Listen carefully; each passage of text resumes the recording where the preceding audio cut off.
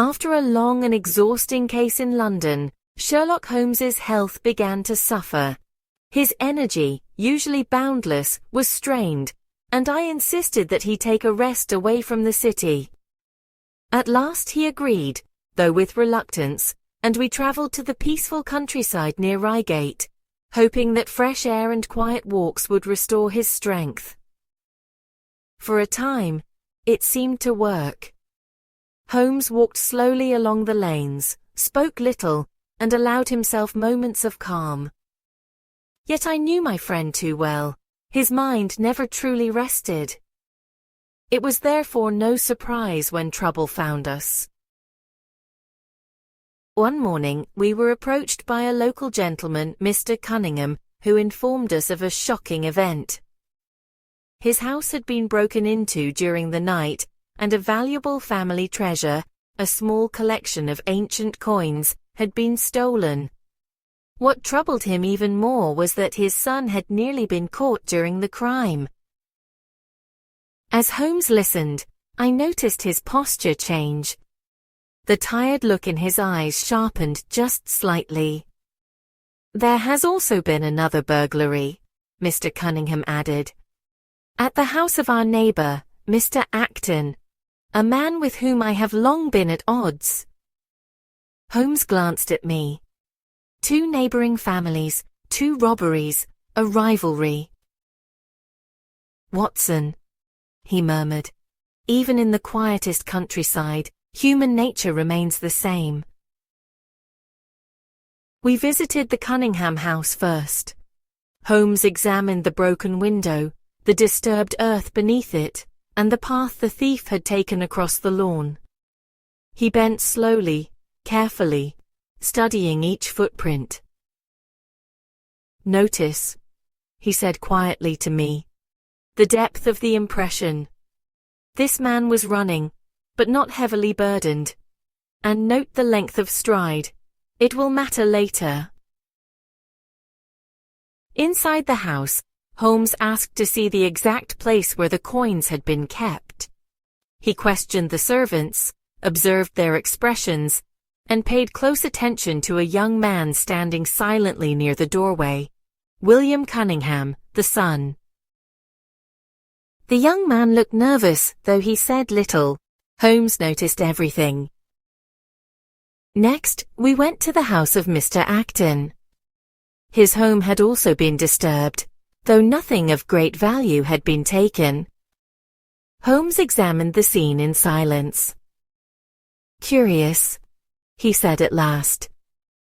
"A thief who steals nothing worth stealing." As we walked back along the lane, Holmes leaned lightly on his stick. "Watson," he said, "these crimes are not about theft.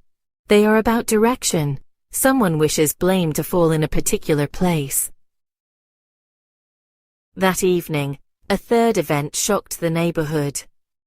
William Cunningham had been shot, though not seriously injured.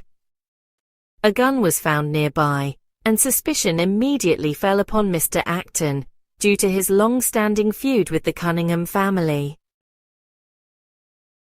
The police were quick to act. The evidence seemed clear, too clear. Holmes, however, was troubled. "Watson," he said, "when evidence arranges itself neatly, it is often because someone has arranged it." Despite his weakened condition, Holmes insisted on visiting the scene of the shooting. He examined the gun carefully, turning it over in his long fingers. "This weapon," he said, "has not been fired recently." I stared at him. "But—" Holmes raised a hand. "Appearances deceive." He examined the ground, the hedge, and the nearby fence. Then, slowly, he straightened. "The shooter," he said, "stood here, and the victim stood there. Yet the angle tells us something very important." "What is that?" I asked. Holmes smiled faintly. "The shot was meant to miss." Holmes then asked to see William Cunningham alone. The young man entered nervously, avoiding Holmes's eyes. Holmes spoke gently. "You were not attacked, were you?" William hesitated. "Tell the truth," Holmes said quietly. "It is already known." At last, the truth came out. William had staged the shooting himself. The burglaries, too, had been carefully planned. Not by Mr. Acton, but by the Cunninghams themselves. Their goal was to disgrace their rival, destroy his reputation, and have him removed from the neighborhood. Holmes explained everything to the authorities with calm precision. "The footprints," he said, "were made by the same person each time. The supposed thief always fled toward the Cunningham house. The gun was placed, not dropped, and the injury, minor by design." The police listened in astonishment as Holmes revealed how each detail fit together. "What about the coins?" one officer asked. Holmes replied, "Never left the house." The case was settled quietly. Mr. Acton's name was cleared and the Cunningham scheme collapsed under the weight of truth. No dramatic arrests followed, only shame and regret. As we returned to our lodgings, Holmes finally allowed himself to rest.